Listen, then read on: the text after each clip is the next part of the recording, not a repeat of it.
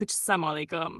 आज के वीडियो में हम बात करेंगे Adobe Photoshop की सिलेक्ट मेन्यू के बारे में, जो एक ऐसा मेनू बार है जिसमें कई यूजफुल ऑप्शंस होते हैं सिलेक्शन को रिफाइन, एक्सपैंड या मॉडिफाई करने के लिए।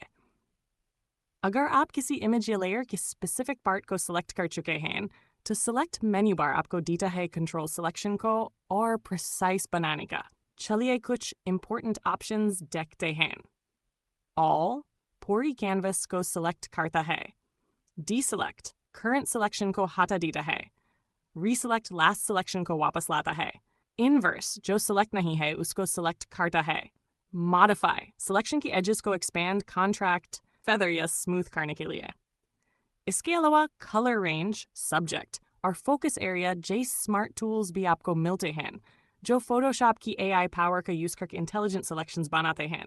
सेलेक्ट मेन्यू का सही इस्तेमाल करके आप किसी भी ऑब्जेक्ट या एरिया को एक्यूरेटली कंट्रोल कर सकते हैं, चाहे वो बैकग्राउंड रिमूवल हो या किसी स्पेसिफिक पार्ट पर इफेक्ट लगाना हो। तो दोस्तन, सेलेक्ट मेन्यू बार से सिलेक्शन प्रोसेस बन जाता है ज़्यादा एफिशिएंट और प्रो लेवल।